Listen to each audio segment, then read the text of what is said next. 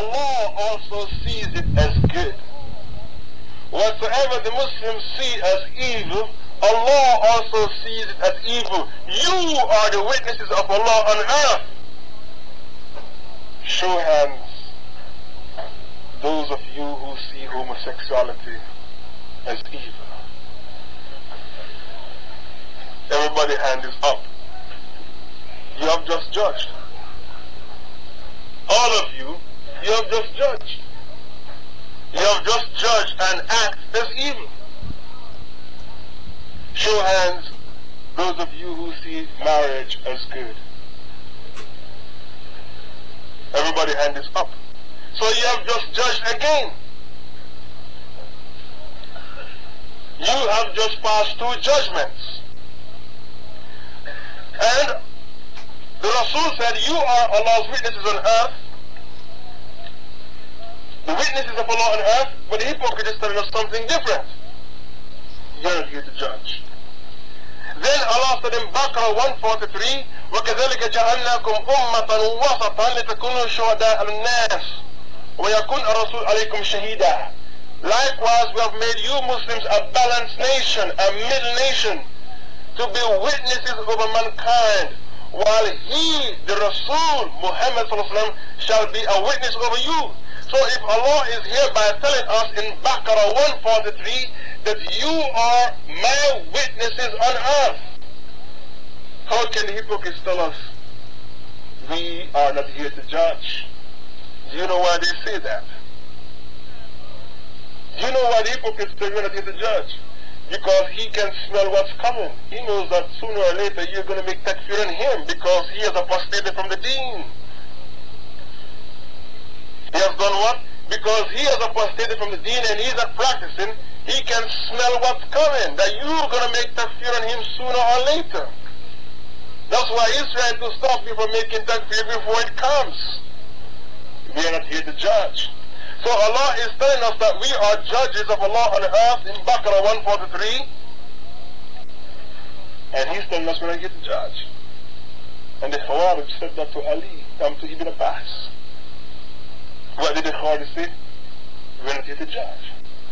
And how did Ibn Abbas flush their dodgy aqeedah down the drain? Ibn Abbas quoted Nisa 32. If you fear that a man is going to split up from his wife, they are having marital problems, and you fear that they are going to split up from his wife, bring a judge from his family and a judge from her family. I'm sorry, Nisa 35. Nisa 35. So when Ibn Abbas quoted this ayah, they hang their heads down in shame. Because Allah has commanded us to judge. When a man is breaking up from his wife and you want them to go back together, bring a judge from his family and a judge from her family. So this is their claim, and Allah's Rasul said, أَنَا وَأُمَّتِي يَوْمَ الْقِيَامَةِ عَلَيْكُمْ مُشْرِفِينَ عَلَى الْخَلَائِقِ. Me and my ummah on Judgment Day shall be what? Mushrifeen. What the Arabic word mushrifeen means? Supervisors. Al-Khalaiq, over the creation of Allah. So we shall be supervisors and we shall be judges on Judgment Day. Mushrifeen al-Khalaiq. And we shall testify against the people of Nuh and the people of Lut, the people of Saleh and the people of Musa and all the people who came before us, that the prophets came and proclaimed the message, and you turn your back to the message. We shall be what? Mushrifeen, judges, supervisors on Judgment Day. This is a hadith related by Ibn Abi Hatim, also Ibn Kathir in his book, his Tafsir, volume 1, page 196.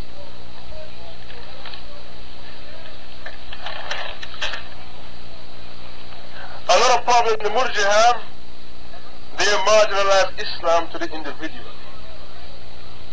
What do? The Murji, they marginalize Islam to the individual. So what do they say? Forget about the Sharia. Concentrate on yourself. Show hands those who have a person speaking at that to them. See, all their hands are up again. So the hypocrites have infested the ummah like roaches, cockroaches. Forget about the Sharia. Concentrate on yourself. So they marginalize Islam to the individual. They are trying to make Islam become like Christianity, where the Christians say what? Religion is an individual thing. The reason why Christians say religion is an individual thing is because Christianity is incomplete. They don't have a political system, a social system, an economic system, a national system, an international system. So they have to marginalize Christianity to the individual. But Islam is the opposite. Islam is a complete package. Allah said, Al-Yawma akmaltu lakum dinakum. This day I have perfected for you your religion. Wa atmamtum alaykum ni'mati, and I have completed all my favors unto you. Wa raditu lakum Islam dinan, and I have chosen for you Islam as your way of life. So because Islam is a complete package, you can't marginalize Islam to the individual.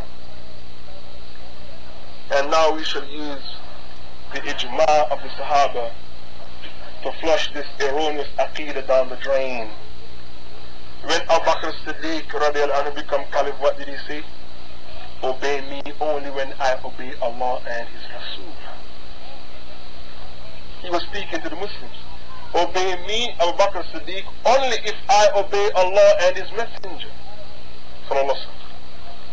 When Omar became the caliph, and he gave his opening speech, what did the man do?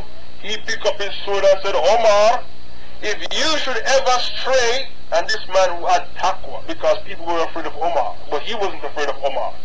He picked up his sword and showed it to Omar in his face and said, Omar, if you should ever stray from Quran and the Sunnah of the Prophet ﷺ and what Abu Bakr has established, I shall sort you out with this sword of mine.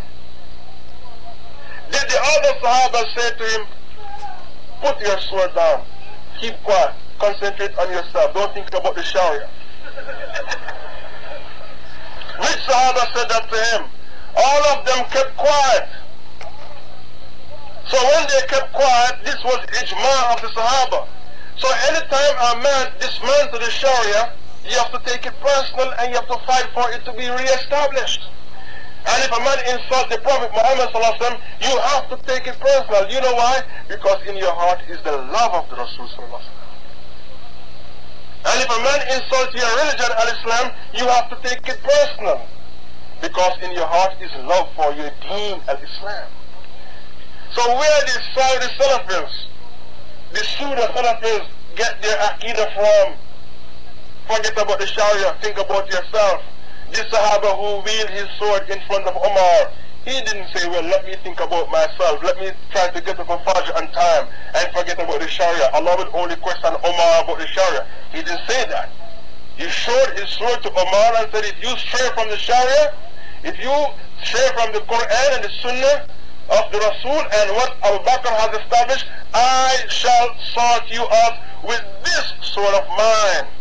So the Saudi Salafis should abandon hypocrisy and embrace this correct aqeedah, this correct tawheed.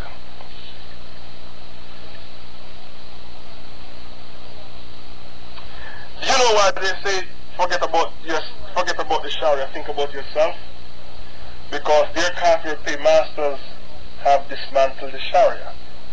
And they don't want you to overthrow their kafir paymasters because the paycheck will stop coming to them. So because of that, they said, forget about the Sharia, forget about these leaders, think about yourself. They are ruling over you because it's qadr. So they are what? Jabriya. A Jabriya is a person who believes that if you are in a pathetic state, don't worry about it. It's qadr for you to be in a pathetic state. Don't try to change yourself. And in Surah Ra'd, verse 11, Allah said, He will never change your pathetic state until you first change. So if you want Sharia, you have to come back to Islam and wage jihad for your Sharia. And they claim that to wear your trousers below the ankle is a major thing. You'll be in the hellfire for it. Anything below the ankle is in the hellfire. So to wear your trousers below the ankle is a major thing. But for you to dismantle the Sharia in its totality, it is kufr duna kufr. Minor thing, minor kufr. This is the ultimate hypocrisy. First of all,